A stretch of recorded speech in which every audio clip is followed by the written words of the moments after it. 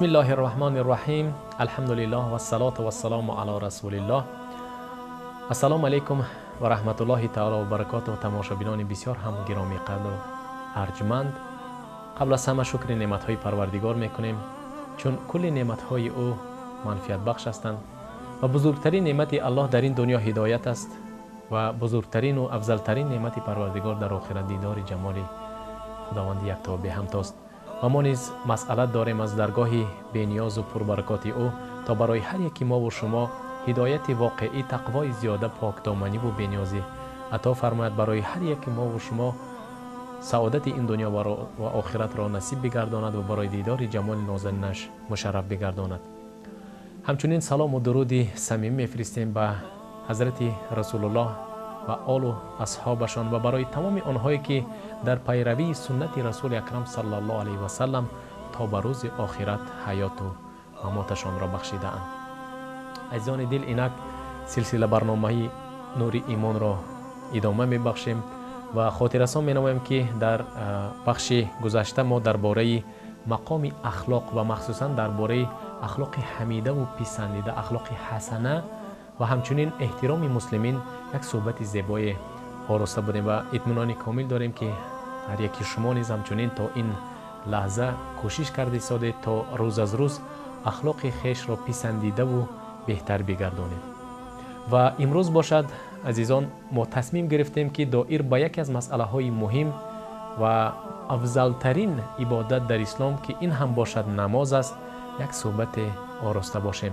و چون همیشه به این کاشانمان شیخ بزرگوار حضرت داملا محمود خان را دعوت کردیم که شما را خوش آمدید و نور دیده و تاج سر میگیم. السلام علیکم و رحمت الله تعالی و برکاته. و علیکم السلام و رحمت الله و برکاته. خوش آمدید داملا عزیز. چون خاطررسان کردیم امروز باید همراه یک بحث زیبای آفرین برای تماشاگران عزیزمون درباره نماز، درباره همچون یکی از عبادت های بزرگ در اسلام و مقام نماز، مقصد و هدف و فضیلت های نماز و من درباره اجر و ثواب از برگزاری نماز یا اینکه نتیجه های ترک کردن نماز یک بحث آراسته باشه.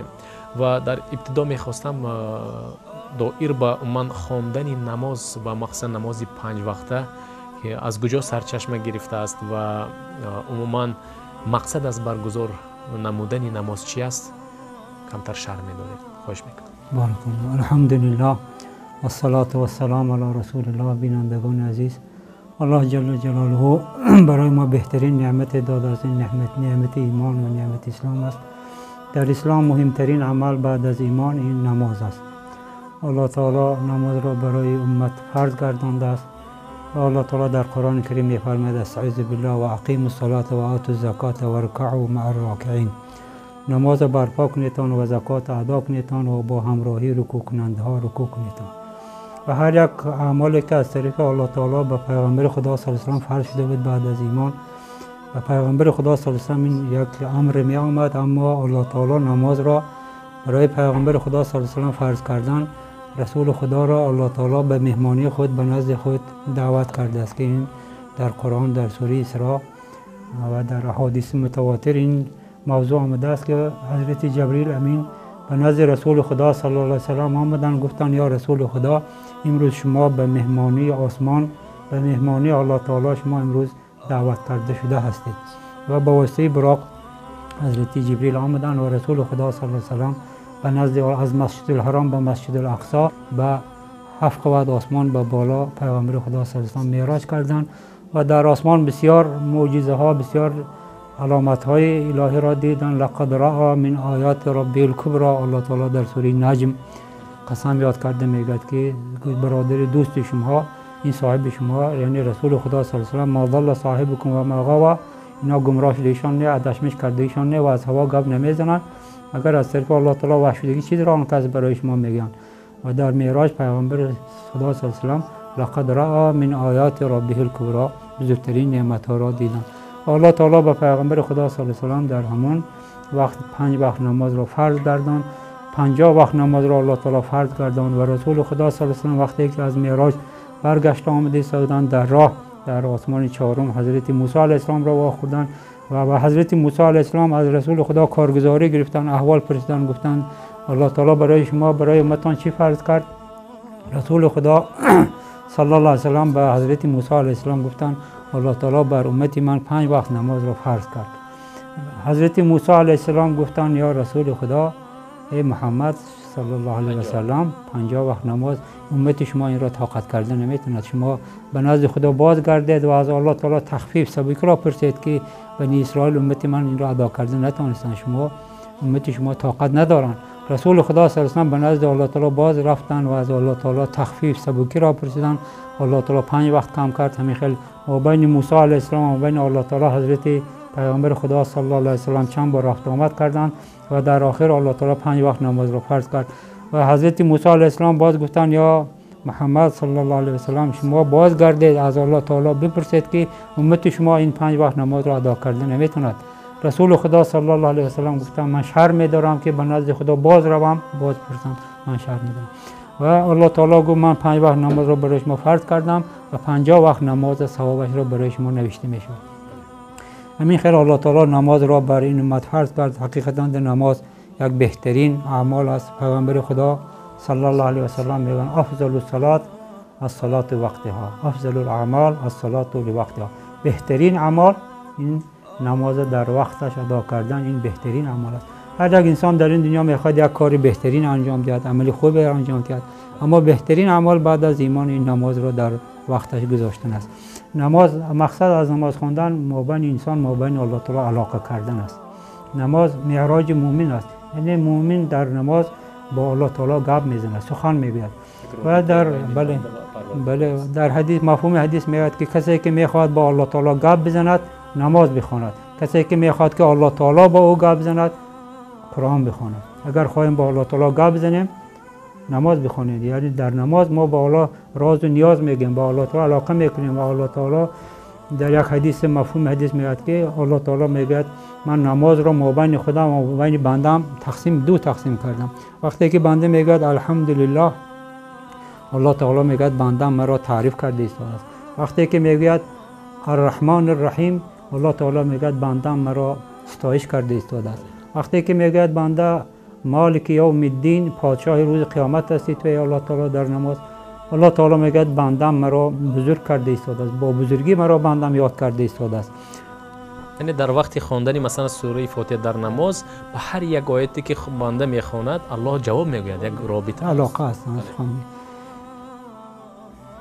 وقتی که بنده میگه مالک یوم الدین ای الله تو پادشاه روز قیامت هستی، الله تعالی میگه بندم مرا با بزرگی یاد کرده است. وقتی که بنده میگه ایاک نعبد و ایاک نستعین ای الله تعالی من فقط تو را عبادت میکنم، فقط از تو یاردم میپرسم، الله تعالی میگه هذا لعبدی هذا بینی و بین عبدی، این ما بین من و ما بین بندم است. وقتی که بنده میگه ولی عبدی ما سال بندم چی پرسد من پرسیدگی بندم را میدهم میگه. وقتی که میگه اهدنا الصراط المستقیم ای الله من به راه راست راهنمایی فرما، آن راهی که انبیا و صدیقین شهدا بداد این راه نیکبان راهنمایی فرما. الله تعالی میگه هذا لعبدی و لعبدی ما سأل، این برای بندم است و بندم چی پرسد من پرسیدگی بندم را میدم. یعنی نماز با الله تعالی علاقه کردن است، از الله تعالی پرسیدن است. برای همین عمده است که کسی که در نماز سوره فاتحه را نمیخواند نماز او نقصان دار است. یعنی علما سوره فاتحه را در نماز خواندن امام شافعی بعض علما فرض گفتند، حنفی علما این را واجب شمردند که به سوره فاتحه نماز نقصان دار است. نماز این معراج مومن است. نماز مابین انسان و مابین الله تعالی علاقه است. نماز بهترین عمل است. با واسطه نماز انسان با الله تعالی نزدیک میشد. در مفهوم حدیث میگوید که انسان از همه با الله تعالی نزدیک میشد فرضها را اجرا کردن که با الله تعالی نزدیک میشود و همیشه بنده با الله تعالی نزدیک شدن میگیرد، با فرض خواندن و با نفل خواندن با الله تعالی نزدیک میشود. با واسطه نفل ها که الله تعالی با بنده نزدیک میشود، حتی اینکه الله تعالی او بنده را دوست می‌دارد. همیشه بنده با نفل خواندن که با الله تعالی نزدیک می‌شود، حتی اینکه الله تعالی میگه من او بندم را دوست می‌دارم. وقتی که من او بندم را دوست داشتم او با من گپ میزند، با من میبیند، با من میشنود، با من میقپد، با همراهی من میشود. اگر بنده از من پرسد لاعطینه من البته پرسیدگی او بنده را میدهم. اگر بنده از من پناه پرسد من البته آن بندم را از هر خیلی بلاها نگاه می‌دارم. یعنی انسان با واسطه نماز با الله تعالی نزدیک می‌شود. نماز این قربت. برای همین هم پیغمبر خدا صلی الله علیه و آله گفتن از این دنیا برای من سه چیز محبوب نشان داده شد. یکتاش جعلت قرة عینی فی الصلاة، خرسندی چشم من در نماز شد. یعنی رسول خدا صلی الله علیه و آله اینقدر نماز را دوست می داشتند که همیشه نماز می‌خواندند، بسیار نماز می‌خواندند، حتی شب‌ها بسیار نماز می‌خواندند، با سوره‌های دورم دراز نماز می‌خواندند. یعنی نماز را پیغمبر خدا بسیار دوست می داشتند، دائم در نماز بودند. چون که نماز با واسطه نماز با الله تعالی گپ می‌زدند. رسول خدا صلی الله علیه و آله عادتشان همین بود که اذا حزبه امر فزع الی الصلاه. اگر رسول خدا صلی الله علیه و سلم یک کار اون کس را ناراحت میکرد به سوی نماز شاشمیش میکردند. برای همین هم الله تعالی در قرآن میگوید استعیذ بالله واستعینوا بالصبر والصلاه، شما با واسطه صبر و با واسطه نماز از الله تعالی یاردم پرسیدید. اگر خواهیم ما یگان مشکلات داریم، یگان حاجت داریم، یگان چیز را میخوایم، باید با واسطه نماز از الله تعالی پرسیم. یعنی مقصد از نماز خواندن با واسطه نماز از خزینه های بی پایان الله تعالی با واسطه نماز از الله تعالی پرسیده گرفتن است. و پیغمبرمان صلی الله علیه و آله و صحابگان با واسطه نماز هر یک مشکلاتشان را در این دنیا حل میکردند. ما هم عادت کنیم که اگر کدام مشکلات برای سری ما بیاد با واسطه نماز از الله تعالی پرسیم، بعد به اسباب متوجه شیم. نه اینکه اول به اسباب متوجه شویم و بعد اول با الله متوجه شویم بعد به اسباب متوجه شویم، از الله تعالی پرسیم. بسیار خوب. پس چون تماشابینان عزیز درک کردن، سرچشمه خواندن خود نماز این هم باشد با نزد خود دعوت کردن پیامبر را از جانب الله در شب معراج بود که در اونجا نماز 5 وقته برای مسلمین فرض شد و مقصد از برگزاریدنش را نیز ما آموختیم که یعنی ملاقات با پروردگار، رابطه با پروردگار، پرسیدن از پروردگار، مغفرت طلب کردن از گناه ها و همچنین یکون حفظ و امنیت و دیگر برکت و سعادت این دنیا و آخرت را پرسیدن است که الله هم میگوید هر چی که بنده هم از من میپرسد من به او عطا میکنم. خب دومنو عزیز میگفته که اهمیت و فضیلت نماز و مخصوصا شخصی که با خشوع نماز میگذارد در چی دیده می شود. یعنی هستند مثلا بندگان الله که نماز را برای نمایش میخوانند، هستند بنده هایی که نماز میخوانند و گریه میکنند و یعنی با تفکر میخوانند. من فضیلت بین این دو نماز رو گفته میدادم، اهمیت و فرقیت را. بله، الله تعالی در قرآن کریم میگه استعیذ بالله قد افلح المؤمنون الذين هم في صلاتهم خاشعون. به تحقیق کامیاب شدند، نجات یافتند، ظفر یافتند مؤمن ها.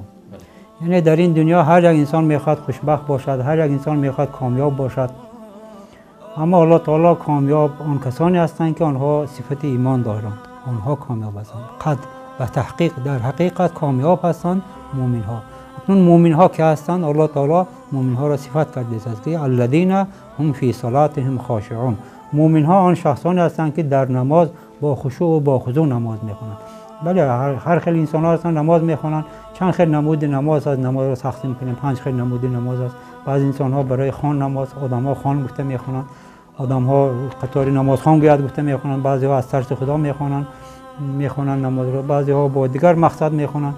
یعنی نماز ها خالص از برای الله تعالی باشد، با خشوع با خضوع باشد، این نماز را الله تعالی قبول میکند. اگر نماز از برای ریا باشد الله تعالی نماز را قبول نمیکند. یعنی بعضی انسان ها نماز میخوانند، در نماز به سوی الله تعالی متوجه نمیشوند، به دنیا متوجه میشوند و از نماز برای آنها 10 حصه نماز شد. بعضی انسان ها هستند که 1 حصه نماز محرمان میشوند. حتی در سوره مؤمن هم آیت هست بله. دو حصه از نماز نصیب دار میشن. برای همین الله تعالی در قرآن تاکید کرده، آگاه کرده است که فویل للمصلین الذین هم عن صلاتهم ساهون. وای بر حال نمازخوان ها، آنها هستند که آن خیلی نماز میخوانند، باز بر آنها وای گفته شده است که آنهایی که در نماز فراموش میکنند چند رکعت خواندن یا چی خواندن، یعنی که باقی گبز ایستادن، یعنی نماز را فراموش میکنند. چون که نمازش را در وقتش تاخیر میکنند که در از آخر وقت میخونن، نماز به اهمیت نمیدن. در نماز به الله تعالی متوجه نمیشن، وای بر حال این خیلی هم نماز میخونن هم برای آنها وای گفته میشن. در یک مفهوم حدیث میگه که وقتی که انسان نماز را میخواند، نماز را محافظت میکند، نماز در حق آن بنده دعا میکند که الله تعالی این بنده را محافظت کن، خیلی که بنده مرا محافظت کرد. وقتی که انسان نماز را ارکانش را، فرض و واجبات نماز را پر ادا نمیکند، نماز در حق آن بنده دعای بد میکند، میگوید یا الله تعالی این بنده را ضایع کن، خیلی که مرا ضایع کرد. یعنی نماز خوانده از نماز برای آن وای میشود. برای همین نماز را بسیار اهمیت دهیم، نماز را با خشوع با خضوع خواندن حرکت کنیم. نمازهای نفل را بسیار خوانیم، نماز با خشوع با خضوع برای ما پیدا میشد. یعنی نماز این بهترین عمل است. نماز حرکت کنیم، 5 وقت در وقتش ادا کردن و نماز الله تعالی در قرآن میگوید این افترضتک علی امتی که 5 صلوات، من برای امت شما 5 وقت نماز را فرض کردم و در نزد خودم عهد کردم که کسی که 5 وقت نماز را در وقتش ادا میکند، من آن را در ذمه خودم او را به جنت میدارم. کسی که 5 وقت نماز به اهمیت نمیدهد، من با آن بنده هیچ خیلی اهمیت، هیچ خیلی وعده نمیتونم میگه. یعنی انسان به واسطه 5 وقت نماز خواندن با الله تعالی یا که یک شرطنامه بسته باشد، الله تعالی برای نماز خوان جنت را وعده داده است. کسی که نماز نمیخواند برای آن الله تعالی هیچ خیلی وعده نمیده. یعنی به سبب نماز الله تعالی رزق بنده را وسع میکند، گناهاش را الله تعالی عفو میکند، از عذاب قبر الله تعالی بنده را نجات میدهد و از پل صراط گذشتنش آسان میشود و جنت به حساب کتاب میدارد.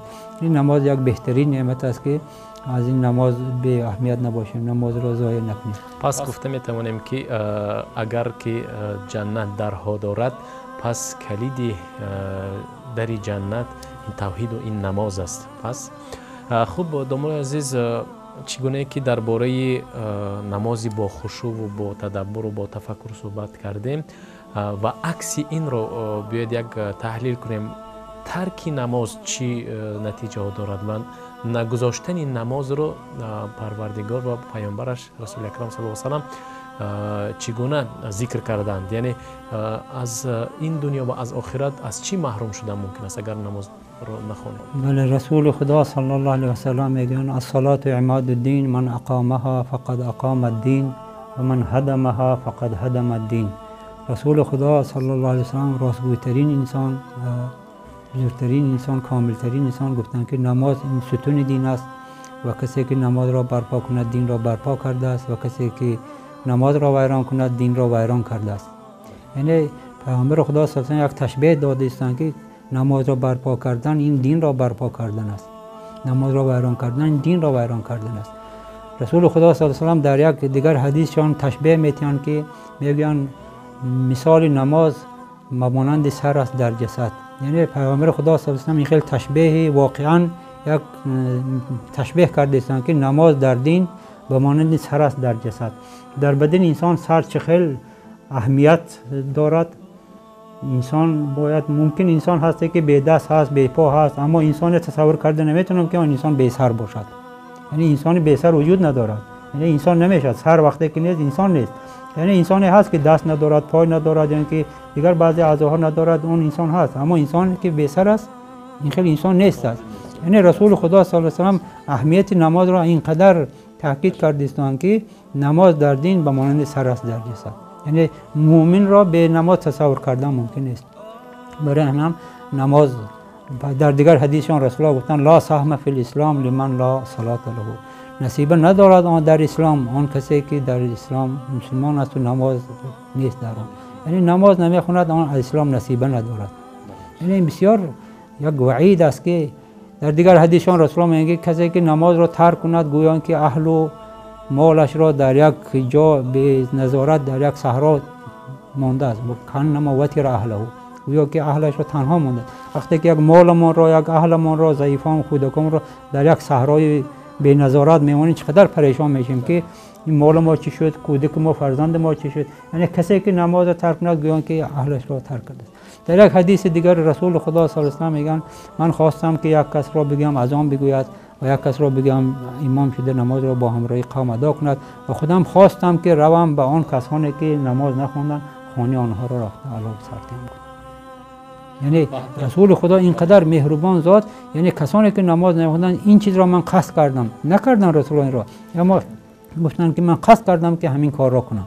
یعنی رسول خدا صلی الله علیه و آله اینقدر نماز مهم بودنش وصیت کردن و رسول الله تعالی هم در قرآن در 70 جای قرآن تاکید کرده میگه که و اقیموا الصلاه، نماز برپا کنید.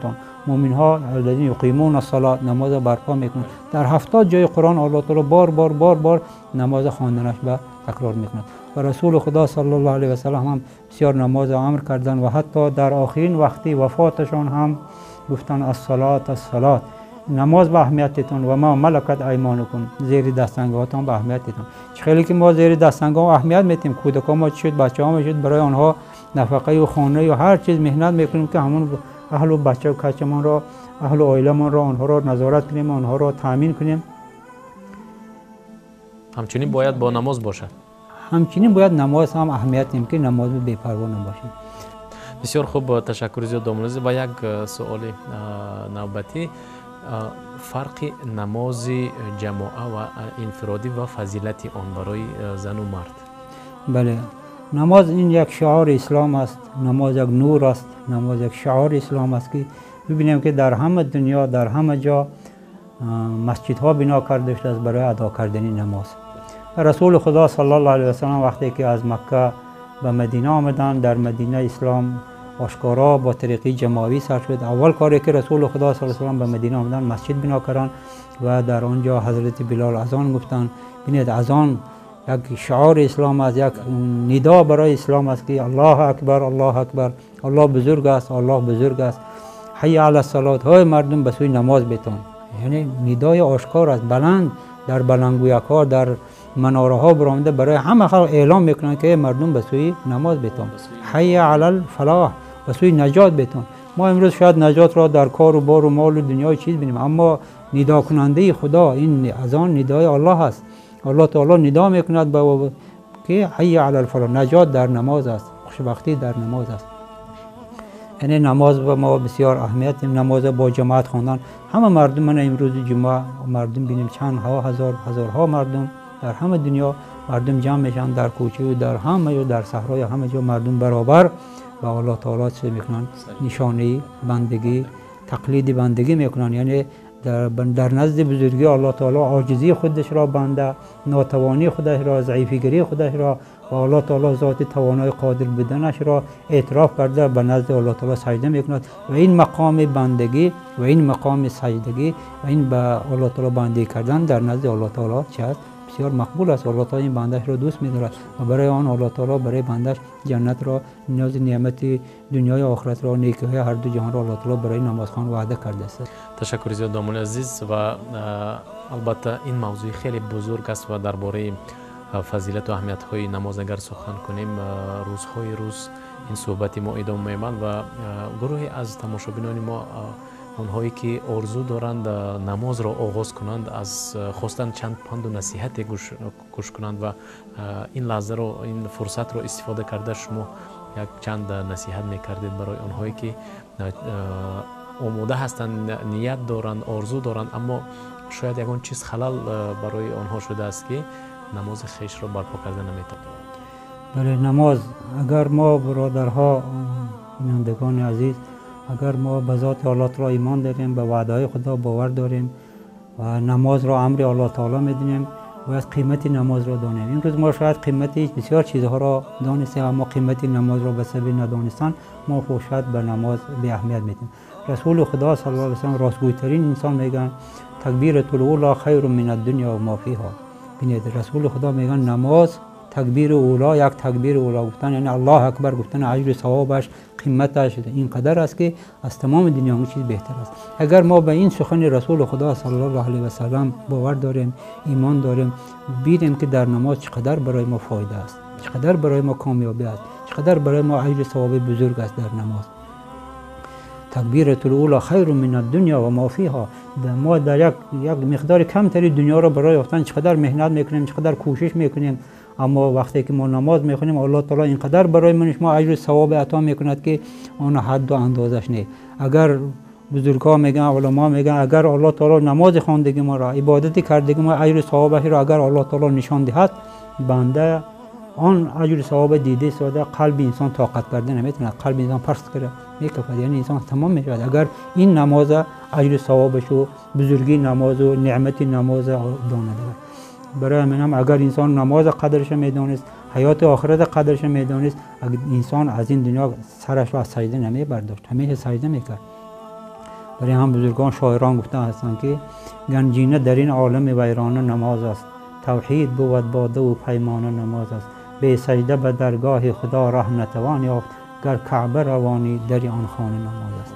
یعنی ببینید چقدر یک سخن زیبا این حدیث رسول خدا صلی الله علیه و سلم مطور نظم به زبان تاجیکی ما گفتیم که گنجینه در این عالم ویرانه نماز است. این دنیا همش ویرانه است، این در این دنیا چیز قیمت، گنجینه بسیار چیز قیمت این نماز است. گنجینه در این عالم ویرانه نماز، توحید بود باده و توحید یعنی یگانه الله تعالی به ایمان آوران. ایمان این یک عشق است، ما بین بنده و ایمان الله یک عشق است، باده است. به سجده به درگاه خدا ره نتوان یافت، به سجده درگاه خدا به راه نیست میگن، یعنی پیش خدا به راه نیست. گر کعبه روانی در آن خانه نماز است. اگر همون خانه کعبه ریم چقدر حاجی ها چقدر پول مال صرف کرده میرن، همونجا ریم چه میکنیم؟ در خانه سجده میکنیم، نماز میخونیم، همون گرد خانه رکوع میکنیم، سجده میکنیم، نماز میخونیم. برای هم نماز بسیار اهمیت، نماز به سستگیری نکنیم. حتی تمام امت، تمام علماء جمع شدند که کسی که اگر نماز را ترک میکند، گناه نماز از یک انسان کشتن هم گناهش کلان گفتند. امت اسلام جمع شدند که گناه نماز ترک کردنش از یک انسان کشتن گناهش وزن‌تر است. از شرب الخمر، از عرق نوشی چقدر گناهی گنده است، چقدر ما نفرت میکنیم، عرق نوشیدن را بد میبینیم، از این هم گناه آن بد است. از زنا کردن هم گناهی نماز، هر کی نماز گناهی بد است گفتند علما. برای هم نماز بسیار هم ترک نماز بسیار هم گناهی وعید سخت در فرد روز قیامت و در این دنیا هم تنگی و قشاقی بهبرگی در زندگی انسان میبیاد و در آخرت عذاب سخت به انسان گرفتار میشد. برای همین نماز با اهمیت، نماز رو بی‌پرواگی نکنیم. نماز وقتی که میسیم رحمت خدا بالی ما میبیاد، خانه ما به برکت میبیاد، رحمت الله تعالی میبیاد، دعاهای ما الله تعالی قبول میکند، رزق ما را الله تعالی وسع میکند. در یک خانه یک برکت، یک آرامی در روح انسان، در دل انسان یک خرسندی، یک آرامی پیدا میشد. اگر ما نماز را خوانیم بسیار برای خودمان فایده کرده میشه. اگر نماز با اهمیت ندیم، نماز سستی کنیم، برای خود ما جور کرده میشیم، زیان کرده میشیم، هم در دنیا، هم در فردا قبر، هم در روز قیامت. برای من هم تشکر زیاد دامولای عزیز. الله برای شما پاداشی خیر دهد برای پند و نصیحت ها و ذکر مصلحت های مفید و به سوی پروردگار پناه میجیم از بینمازی و از قشاقی و از بی‌برکتی و بی‌سعادتی، چون ما همه بنده های نیازمند به پروردگار هستیم. این خداوند است که بی‌نیاز است، صمد است و همیشه فراموش نباید کنیم، در یاد داشته باشیم که ما و شما در یک دنیای قرار داریم که دنیای امتحان است، دنیایی که پروردگار بندگانش را امتحان میکند و اگر ما و شما در این دنیا کل حیاتمان را، کل روز و شب و روزهایمان را برای عبادت به پروردگار و موافق به سنت رسول اکرم صلی الله علیه و سلم گذرانیم و نمازهایمان را در وقتهایش برپا کنیم و همچنین در نمازهایمان با خشوع، با تفکر صمیمی باشیم، از آن چیزی که میگوییم لذت ببریم و با پروردگار همیشه در رابطه باشیم، دعا کنیم، هیچگاه ناامید نباشیم. چون حتی در قرآن هم پروردگار از زبانی گروهی از اهل جنت میارد، در آنجا گروه از اهل جنت از گروه از اهل جهنم سوال میکنند که چی سبب شد که شما به جهنم و دوزخ افتادید، با کدام سبب؟ و در جواب اونا میگن ما از جمله آنها بودیم که نماز نمیگذاشتیم.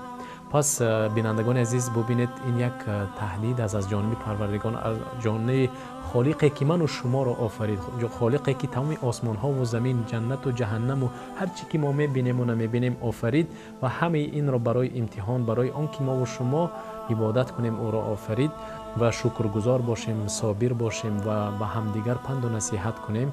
ما و شما باید این لحظه ها را غنیمت بشماریم و از این برنامه نیز استفاده کنیم و کوشش کنیم اگر خود نماز نخوانده ایستاده باشیم خودمان آغاز کنیم و بیاموزیم. همیشه اگر نماز خوان باشیم فرزندانمان یا نزدیکانمان به نماز باشند با آنها توصیه دیم، با آنها کمک کنیم، چون اگر که یک شبانه روز 24 ساعت باشد، در 24 ساعت 5 نماز ما با مدت میانه اگر 5 دقیقه گیریم 25-30 دقیقه وقت خود رو به اون پروردگاری که برای من و شما چشم بینا و گوش شنوا و زبان گویا و دست و پای توانا داده است، این همه رزق و روزی و نعمت هایی که بیشمار هستند داده است، اقلا در دوام 30 دقیقه برای پروردگار شکرگزاری و حمد و ثناخوانی نکنیم، پس در حقیقت هم ما از جمله بنده های ناشکر هستیم. از این لحاظ من بار دیگر به دامولای عزیز برای تشریف آوردنشان به این استودیوی ما بسیار سپاسگزاری میکنم و الله برای شما پاداش خیر عطا کند و برای شما نیز تماشابینان گرامی قدر تمنا دارم که هر یکی ما و شما همیشه با نماز باشیم، با خشوع باشیم، در زیر رحمت و مغفرت الله یکتا و به همتا باشیم. خاطر رسان میکنم که عزیزان دل، امروز ما درباره یکی از موضوعهای بزرگ، یکی از عملهای بزرگ در دین مبین اسلام، نماز و فضیلت‌های آن صحبت کردیم و خاطر رسان می‌نماییم که این موضوع ما یکی از موضوعهای زیربینای اسلام است و بعد از توحید، بعد از یکتاپرستی، بعد از شهادت لا اله الا الله و محمد رسول الله، برپا کردن نماز و نماز 5 وقته فرضی ارکان اسلام است که باید آن را اجرا کنیم و جا بیاریم. و در آینده ما نقشه داریم که موضوع دین اسلام دین نصیحت است. یک صحبت دیگر آرسته باشیم. و آخر دعوانا ان الحمد لله رب العالمین. گنجی در این عالمی ویران نماز است، توحید بود باده و پیمان نماز است. گنجی در این عالمی ویران نماز است، توحید بود باده و پیمان نماز است. به سجده به درگاهی خدا رحمت توان برد، گر کعبه روانی در آن خانه نماز است. به سجده به درگاهی خدا رحمت توان برد، گر کعبه روانی در آن خانه نماز است.